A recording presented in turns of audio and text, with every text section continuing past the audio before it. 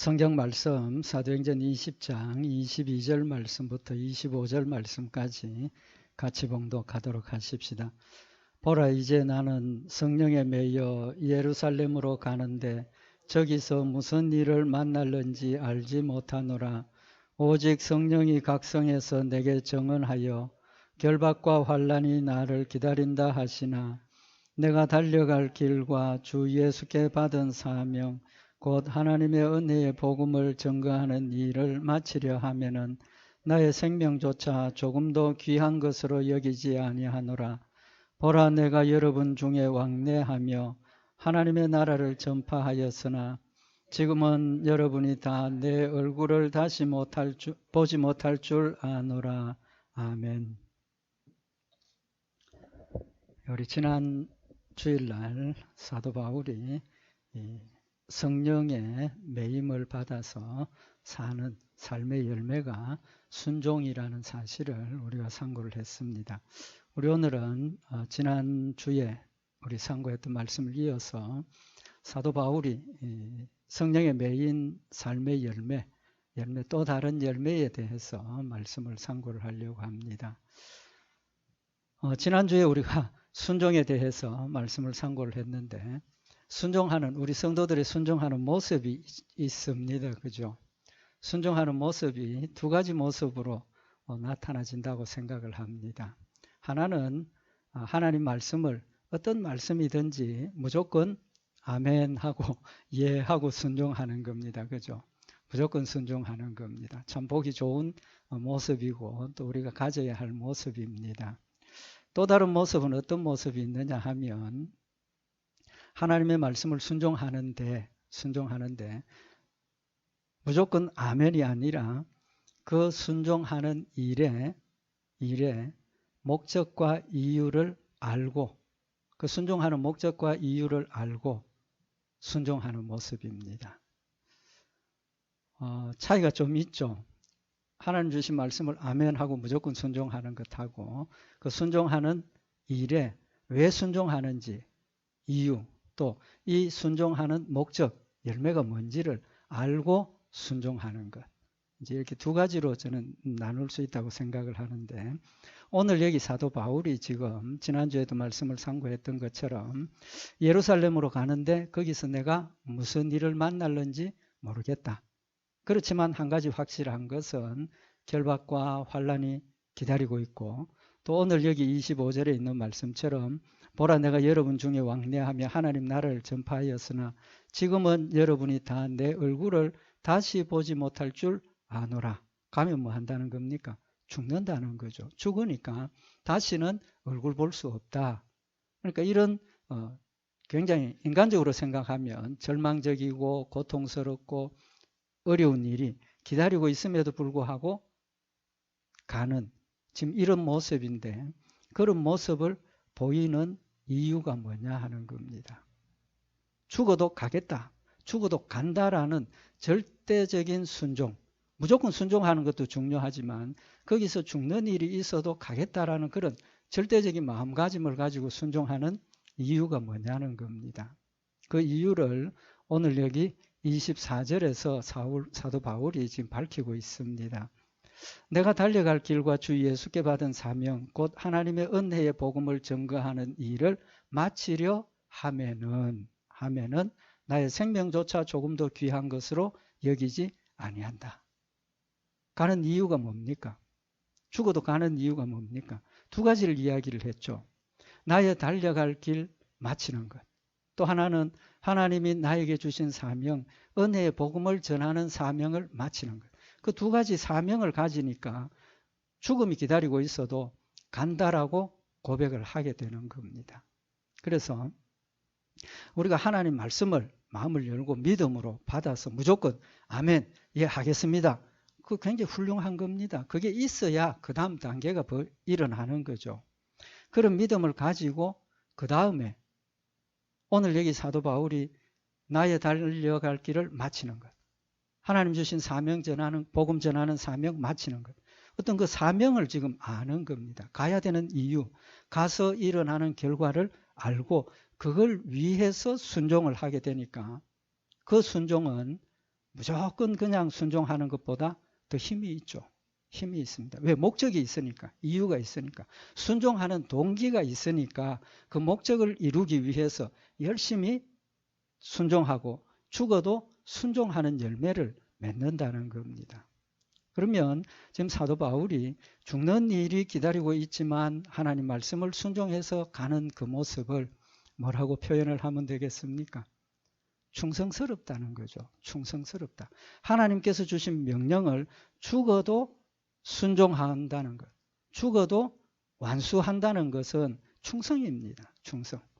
그래서 사도 바울이 하나님 주신 명령을 믿음으로 모든 부분을 순종해 나가는 그 순종의 결과가 또 모습이 뭐로 나타나는 겁니까? 충성으로 나타난다는 거죠. 충성으로 나타나는 겁니다. 그래서 우리가 하나님 말씀을 아멘 하고 무조건 순종하는 그 일을 지나가다 보면 왜 순종해야 되는지, 왜 순종하는 목적이 뭔지를 알게 된다는 겁니다. 가지게 된다는 거죠. 그럴 때 우리의 믿음이 더 굳세어지고 강건해지고 하나님 말씀을 끝까지 순종할 수 있다는 사실을 지금 우리에게 교훈하시는 말씀인 겁니다. 그래서 사도 바울의 그 순종의 구체적인 모습이 충성으로 나타났다는 거예요. 우리 신앙생활의 삶도 마찬가지라는 거죠. 우리 신앙생활도 하나님 말씀을 무조건 아멘 하고 순종하다 보면 하나님께서 사명을 주시고 또 사명을 깨닫게 되고 순종하는 이유를 가지게 된다는 거죠. 출발이 뭡니까? 무조건적인 순종이라는 겁니다. 그러면 오늘 여기 사도 바울이 죽음을 무릅쓰고 예루살렘으로 간 이유에 대해서 먼저 말씀을 잠깐 참고를 하십시다. 오늘 여기 24절에 보면 내가 달려갈 길과 주 예수께 받은 사명 곧 하나님의 은혜의 복음을 증거하는 일을 마치기 위한 거다. 그렇게 이야기를 하고 있죠. 그럼 이게 뭡니까? 사명이죠. 그죠? 사명. 가는 이유인데 가는 그 이유 자체가 하나님이 자신에게 주신 사명을 지금 완수하겠다는 겁니다. 여기 마친다 하는 이 단어의 뜻이 우리말로 마친다라고 그냥 끝낸다라는 뜻으로 번역을 했는데 헬라 원어의 의미는 완수한다는 겁니다. 완수한다. 그러니까 어떤 받은 사명을 완전하게 이룬다는 뜻입니다. 그러면 이 두 가지를 나누어서 생각을 해보면 달려갈 길을 마치는 것. 또 하나는 복음 전하는 일을 마치는 것. 그죠? 그러면 우리가 복음 전하는 일, 그건 사명입니다. 그죠? 사명. 본인도 사명이라 그랬습니다. 예수께 받은 사명. 그러면 여기 나의 달려갈 길을 마치는 것. 나의 달려갈 길을 완수하는 것. 그건 사명입니까? 아닙니까? 그 의미에 대해서 먼저 좀 말씀을 드리겠습니다. 달려갈 길의 의미가 뭡니까? 달려갈 길. 뭐 짐작은 하시겠죠? 달려갈 길. 그건 하나님이 여러분과 저에게도 주셨고 사도 바울에게도 준 건데 달려간다는 것은 우리의 신앙생활 과정을 지금 이야기를 하는 겁니다. 신앙생활. 그래서 헬라 원어의 의미가 뭐냐 하면 어떤 지역에서 출발해서 목적지로 가는 그 과정에서 거쳐 지나가는 길이다. 그런 뜻입니다. 그러니까 우리가 예수 믿고 육신의 죽음을 이루는 그 길을 가는 과정. 쉽게 말하면 신앙생활의 여정이죠. 신앙생활. 예수 믿고 하나님이 부르시는 그날까지 이 땅에서 우리가 살아가는 그 일을 의미를 하고 있는 겁니다. 그러니까 하나님 말씀 순종하는 겁니다. 좀 더 이 뜻을 정확하게 우리가 이해하기 위해서 사도 바울이 같은 표현을 한 곳이 있습니다. 디모데후서 4장 7절에 보면 내가 선한 싸움을 싸우고 나의 달려갈 길을 마치고 믿음을 지켰으니 사도 바울이 믿음의 선한 싸움을 싸우고 나의 달려갈 길을 마치고 그러니까 나의 달려갈 길을 마친다는 뜻이 뭡니까? 선한 싸움을 싸우는 믿음의 선한 싸움을 싸우는 겁니다. 그 결과가 뭡니까? 믿음을 지켰다. 그러니까 쉽게 말하면 내가 예수 믿고 하나님 말씀을 순종하기 위해서 사탄과 싸우면서 내 정과 육신의 욕심을 십자가에 못 박아버리고 나를 부인하고 하나님의 말씀을 순종해가는 그 과정, 인생의 신앙생활의 여정을 마친다는 겁니다.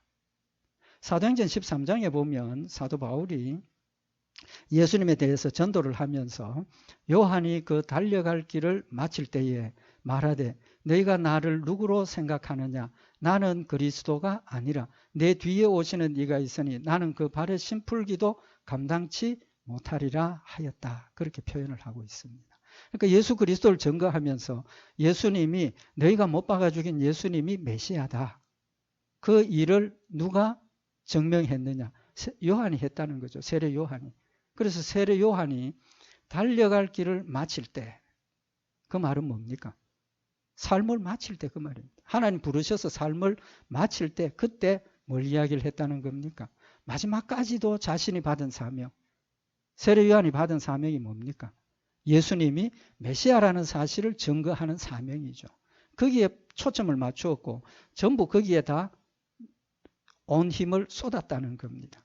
그래서 마지막 죽는 그 순간에도 너희가 나를 누구라 하느냐. 사실은 그때 성경을 보면 세례 요한을 메시아다, 예수 그리스도라 그렇게 오해하고 있는 사람들이 많이 있었습니다. 그래서 세례 요한이 나는 너희가 생각하는 메시아가 아니다. 내가 이때까지 증거했던 너희가 십자가에 못 박아 죽이려고 하는 그가 바로 메시아 예수님이라는 사실을 증거하고 마지막까지 그 사명을 감당하고 죽는다는 거죠. 그러니까 달려갈 길을 마친다 하는 말이 인생의 끝입니다. 그죠? 인생의 끝. 하나님 말씀 순종하면서 살다가 하나님 부르시는 그 순간에 우리가 끝이 나는 거. 그 인생의 과정을 지금 이야기를 하는 겁니다. 그렇다면 좀 전에 말씀드린 것처럼 예수께 받은 사명, 복음 전하는 것, 그건 사명이라고 우리가 다 인식을 하고 있습니다. 그죠? 다 인식을 하고 있는데 사도 바울이 지금 이야기하고 있는 나의 달려갈 길을 완수하는 그 일을 사명이라고 생각하고 계십니까? 사명이라고 생각하고 계세요? 제가 볼 때는 저도 마찬가지입니다. 그걸 사명이라고 생각하기보다는 그래서 내가 예수를 믿었으니까 순종해야 하고 순종하는 것이 하나님 원하시는 일이니까 열심히 순종해야 되겠다. 거기까지지 그것이 사명이라고 생각하고 순종하는 일은 잘 없다는 거죠. 쉽게 이야기를 해서 오늘 지금 우리 예배를 드리기 위해서 모였습니다. 예배 드리는 이 모임, 이 자리까지 오는 게 사명입니까? 사명감 가지고 예배 드리러 오셨습니까? 주일이니까 안식일을 거룩하게 지키라 하셨으니까 그 말씀을 순종하는 차원에서 우리가 와서 앉아 있는 것이지 예배를 드리는 것이지 이게 사명이라고 생각을 하고 우리가 주일을 지키고 예배를 드리고 있는 그런 마음이냐는 거예요. 오늘 여기 사도 바울이 고백하고 있는 이 말씀을 보면 예배를 드리는 이 일조차도 뭡니까? 나의 사명이라는 겁니다. 내가 목회를 하고 우리 장로님 직분, 성가대, 교사 그건 사명으로 우리가 생각을 하고 그저 하나님 말씀 순종하고 착한 일을 하고 이건 그냥 순종이라는 차원에서 생각을 한다는 거죠. 우리 생각을 바꿔야 된다는 겁니다. 우리의 삶 자체가 하나님 말씀 순종하는 그 자체가 사명이라고 우리가 생각을 하고 사명감을 가지고 충성해야 한다는 사실을 지금 우리에게 교훈을 하시는 겁니다. 왜 그렇게 이야기를 할 수 있습니까? 우리 사람들의 삶의 목표가 뭡니까? 제일 되는 목적이라 그랬습니다. 뭡니까? 다 아시지 않습니까? 하나님을 영화롭게 하는 거예요. 하나님을 영화롭게 하는 거예요. 하나님을 영화롭게 하는 방법이 뭡니까? 하나님을 영화롭게 하는 방법. 순종하는 겁니다. 하나님의 말씀을 순종하는 것이 하나님을 영화롭게 하는 일의 가장 근본이고 출발이고 순종이 하나님을 영화롭게 하는 마지막 방법입니다. 마지막 방법. 왜 그렇습니까? 순종이 곧 믿음이기 때문입니다. 믿음이 곧 순종이고 순종이 곧 믿음입니다. 믿음으로 하지 않는 모든 것은 죄라고 하셨고 믿음으로 하는 모든 것이 하나님을 영화롭게 하는 겁니다. 하나님을 영화롭게 하는 겁니다. 그럼 너무 좀 멀리 간 것처럼 보여지는데 예수님께서 나를 대신해서 십자가에 못 박혀 죽으시고 부활하신 목적이 뭡니까? 목적. 내 죄를 용서하기 위해서. 그래서 내가 예수 그리스도를 믿음으로 구원받는 것. 우리는 거기까지만 생각을 하고 있습니다. 근데 디도서 2장 14절에 보면 그가 우리를 대신하여 자신을 주심은 예수님 나를 대신해서 십자가에 못 박혀 죽으신 이유를 지금 이야기를 하시는 거죠. 모든 불법에서 우리를 속량하시고 우리가 알고 있는 것처럼 예수님 내 대신 십자가에 못 박혀 죽으셔서 내 죄를 용서하시는 구속의 사역을 이루신 겁니다. 그 다음에 두 번째가 우리를 깨끗하게 하사 예수 그리스도를 믿음으로 우리의 죄가 용서 안 받고 예수 믿는 그 순간부터 우리가 거룩한 백성이 되어졌다는 겁니다. 거룩하게 깨끗하게 하셨다는 겁니다. 그걸로 끝이 아니라 세 번째 목적이 뭐냐 하면 선한 일을 열심히 하는 자기 백성이 되게 하려 하심이라. 우리를 하나님의 백성으로 삼으시기 위함인데 하나님의 백성인데 어떤 백성? 선한 일을 열심히 하는 하나님의 백성이 되도록 하기 위해서 십자가에 못 박혀 죽으신 겁니다. 예수님의 십자가에 못 박혀 죽으심이 구속의 사역의 완성에만 있는 것이 아니라 우리를 하나님의 아들로 거룩한 아들로 세우셔서 아들답게 살도록 하기 위한 목적이 있다는 겁니다. 믿음으로 구원 받았습니다. 그럼 그 다음에 뭐가 있습니까? 하나님의 자녀가 되었으니까 하나님 자녀답게 살아야 할 책임이 우리에게 있다는 겁니다. 그 책임이라는 게 뭡니까? 순종이지 않습니까? 순종. 그것을 다른 말로 표현하시기를 선한 일을 열심히 하는 하나님의 백성이 되도록. 우리 성도들의 삶의 목적이 하나님을 영화롭게 하는 것. 하나님을 영화롭게 하는 방법이 선한 일을 열심히 하는 겁니다. 에베소서 2장 10절에 보면 우리는 그의 만드신 바라 하나님께서 우리를 택하셔서 하나님 자녀로 중생하게 하셨다는 거죠. 새로운 피조물이 된 겁니다. 그리스도 예수 안에서 선한 일을 위하여 지으심을 받은 자니 하나님께서 우리를 새로 지으셨을 때 중생하게 하셨을 때 뭘 위해서? 선한 일을 위하여 우리를 지으셨다는 겁니다. 하나님 천하 만물을 창조하신 목적이 뭡니까? 그 천하 만물을 통해서 하나님이 영광 받으시기 위한 목적이 있는 겁니다. 그래서 로마서에 보면 지금도 우주 만물을 통해서 하나님이 영광 받으시고 하나님이 존재하고 계시고 하나님이 사랑으로 우리를 다스리고 계신다는 사실을 우주 만물을 통해서 우리에게 보여주시고 모두에게 알려주셔서 하나님께 영광 돌리고 하나님께 감사하고 하나님을 믿고 의지하라고 하셨다라고 명백하게 지금 밝히고 있는 겁니다. 하나님께서 여러분과 저를 하나님의 형상대로 만드신 목적이 하나님의 형상대로 하나님의 선하시고 아름다우시고 사랑의 은혜의 하나님의 그런 모습을 우리 삶 가운데서 행하고 하나님께 영광 돌리라고 우리를 택하신 겁니다. 여기 오늘 선한 일의 뜻이 뭡니까? 선한 일. 역대하 35장에 보면 요시야 왕의 사적, 왕이 다스린 그 사적을 기록을 하는데 역대하 35장 26절에 보면 요시야의 남은 사적과 여호와의 율법에 기록된 대로 행한 모든 선한 일과 왕의 역사를 기록하는 사기에 그 내용 중에 하나가 여호와의 율법에 기록된 대로 행한 모든 선한 일을 기록을 했다는 겁니다. 그럼 모든 선한 일이 뭡니까? 하나님의 율법대로 기록된 대로 행한 것. 그게 선한 일입니다. 다시 말하면 뭡니까? 선한 일이 하나님의 말씀대로 순종하는 것입니다. 결론은. 마태복음 19장에 보면 어떤 사람이 와서 예수님께 무슨 선한 일을 해야 영생을 얻겠습니까? 질문을 하죠. 예수님의 대답이 뭡니까?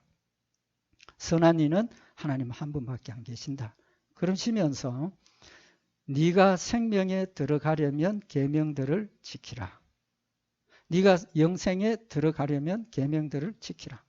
그러면 무슨 선한 일을 해야 영생을 얻는가? 영생하려면 계명을 지키라. 그럼 선한 일하고 계명 지키는 것하고 뭡니까? 같은 겁니다. 같은 것. 전도서 12장 13절에 보면 일의 결국을 다 들었으니 하나님을 경외하고 그 명령을 지킬지어다. 이것이 사람의 본분이니라. 본분이 뭡니까? 우리가 자연적으로 지켜야 할 의무라는 거죠. 지켜야 할 그 본분이라는 겁니다. 그 본분이 뭐라고 그랬습니까? 하나님을 경외하고 그 명령을 지키는 거예요. 결론이 났죠. 우리가 하나님의 말씀을 순종하는 그 자체가 사명입니다. 사명. 그냥 무조건 순종해야 되는 명령이 아니라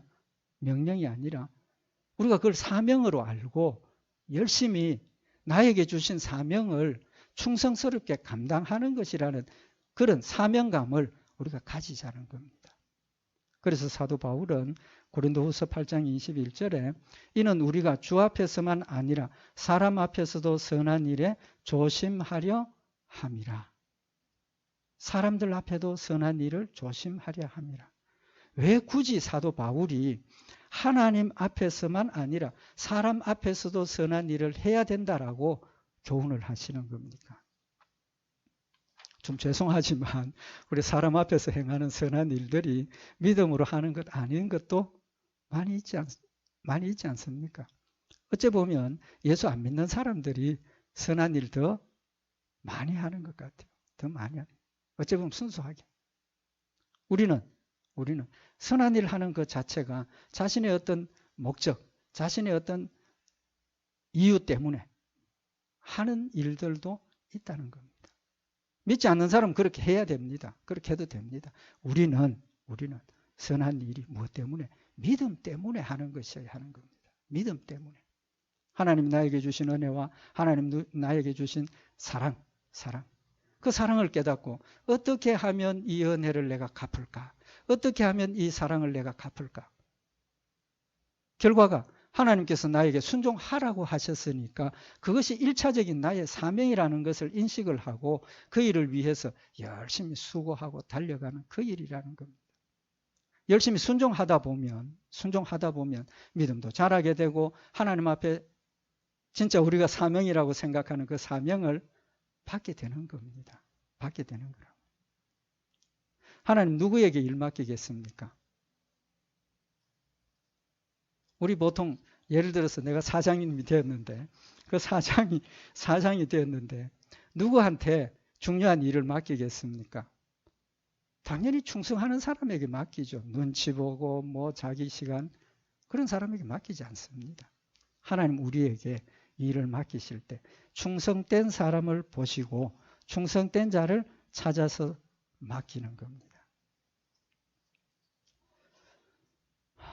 고린도후서 8장 21절에 보면 이는 우리가 주 앞에서만 아니라 사람 앞에서도 선한 일에 조심하려 함이라.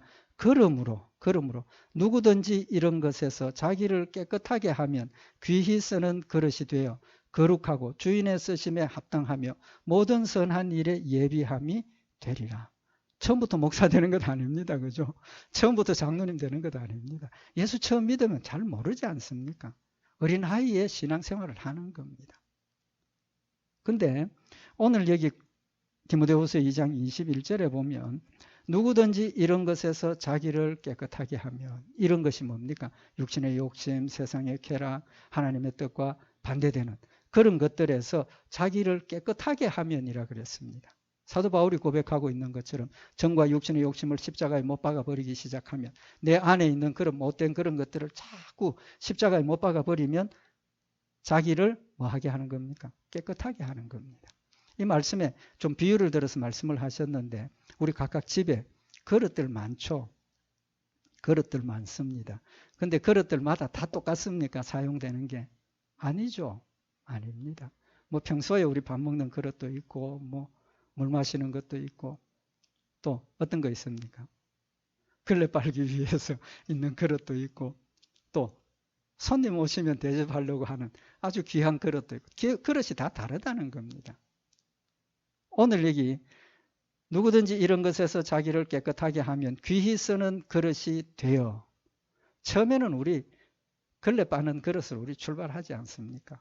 예수 처음 믿고 아무것도 모르고 아직 우리 마음속에 하나님을 사모하고 하나님 말씀을 순종하는 것보다는 육신에 속한 부분이 더 많은 우리의 모습 그럴 때 우리가 자꾸 내 죄를 씻어내고 내 욕심을 벗겨버리고 하나님 말씀을 한 가지 한 가지씩 순종해 가다 보면 우리의 모습이 그리스도의 모습을 더 닮아가게 되고 귀하고 거룩한 모습으로 나타나게 되어진다는 겁니다. 그렇게 되면 하나님께서 그 믿음의 수준에 맞게 능력에 맞게 우리에게 사명을 맡겨주신다는 겁니다.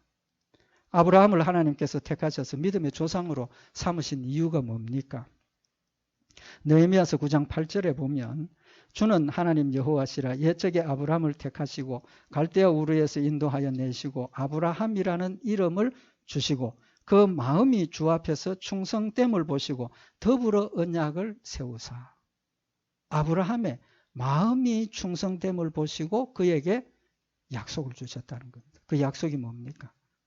가나안 땅 천국을 주시겠다고 하고 아브라함의 후손 가운데 메시아가 나겠다고 하고 믿음이 조상이 되겠다고 하고 너 때문에 천하 만민이 복받는다는 그런 축복을 주셨다는 겁니다. 성경을 보면 아브라함의 믿음이 훌륭합니까? 안 합니까? 안 훌륭하죠. 안 훌륭합니다. 우리와 똑같은 모습입니다. 그렇지만 열매는 그렇지만 근본적인 그의 마음속에 무슨 마음? 충성심이 있었다는 겁니다. 남들보다 더 충성되고 남들보다 더 하나님을 사랑하는 그런 마음이 있었기 때문에 때가 되니까 연단을 받아서 변화되고 회개하고 마지막에 이삭을 바치라 할 때 순종할 수 있는 믿음으로 자라났다고 말이에요. 그때 하나님께서 내가 너 믿음을 인정한다 하시면서 약속을 주시는 겁니다. 예수 처음 믿을 때 낙심하지 마십시오. 예수 처음 믿을 때 어려워하지 마십시오. 하나님 우리에게 원하시는 기준은 충성입니다. 충성. 그 충성이라는 것은 무슨 의미가 있느냐 하면 5달란트, 2달란트, 1달란트 우리 비유하시지 않습니까? 받은 게 다 다릅니다. 지금 상황이 다 다릅니다. 그렇지만 하나님께서 그들을 평가하실 때 뭘 가지고 평가하셨습니까? 충성된 종이라 그랬습니다. 마태복음 25장 21절에 보면 그 주인이 이르되 잘하였도다 착하고 충성된 종아 네가 작은 일에 충성하였음에 내가 많은 것으로 네게 맡기리니 네 주인의 즐거움에 참여할지어다. 2달란트 맡은 사람 뭐라고 말씀하셨습니까? 똑같은 말씀을 하셨습니다. 그 주인이 이르되 잘하였도다 착하고 충성된 종아 네가 작은 일에 충성하였으면 내가 많은 것으로 네게 맡기리니 네 주인의 즐거움에 참여할지어다. 많이 드렸느냐 적게 드렸느냐 목사냐 집사님이냐 하나님 그거 상관이 없습니다. 저는 목사로 세우셨기 때문에 우리 성도들보다 더 엄격하고 더 철저한 기준에서 저를 찾으십니다. 제 걸 심판하신다. 이제 예수 처음 믿고 죽기 임종하기 전에 믿음을 고백하고 천국 간 사람하고 나하고 하나님 평가하실 때 기준은 똑같다는 겁니다. 뭐 충성했느냐 안 했느냐. 충성했느냐 안 했느냐. 적은 일에 충성했으니까 큰 일을 맡긴다는 겁니다. 신앙은 잘하는 겁니다. 우리의 사명의 분량도 잘하는 겁니다. 중요한 것은 뭘 맡았든지 간에 사명감을 가지고 일을 할 때 우리의 믿음이 자라게 되고 하나님께서 인정하시고 더 귀하고 아름다운 것들로 우리에게 맡기시고 축복하신다는 사실을 우리에게 교훈을 하고 있는 겁니다. 시간이 많이 갔지만 마지막 한 가지만 더 말씀을 참고를 하십시다. 오늘 여기 20장 26절에 보면 그러므로 오늘 너희에게 증거하노니 모든 사람의 피에 대하여 내가 깨끗하니 사도 바울이 이제 마지막을 내면서 오늘 너희에게 내가 증거하노니 모든 사람의 피에 대하여 내가 깨끗하다. 무슨 뜻이겠습니까? 내가 모든 사람의 피에 깨끗하다. 우리가 선입관이 좀 있죠. 무슨 선입관이 있습니까? 사도 바울이 예수 믿기 전에 제일 앞장서서 예수 믿는 사람들을 핍박했습니다. 그죠? 핍박하고 죽이고 옥에 가두고 그 손에 피를 많이 묻혔다는 거죠. 우리가 알고 있는 것처럼 스데반이 순교할 때 누가 그 일을 주도했습니까? 사도 바울이 주도했지 않습니까? 그렇게 생각을 하면 사도 바울도 이제 가면 죽고 나도 끝나는데 마지막 임종을 보고 가면서 성도들에게 모든 사람의 피에 대하여 내가 깨끗하다. 그 말을 하는 것은 과거에 사람을 죽이고 나쁜 짓 했던 것, 그게 깨끗하다. 우리 그렇게 오해할 수도 있습니다.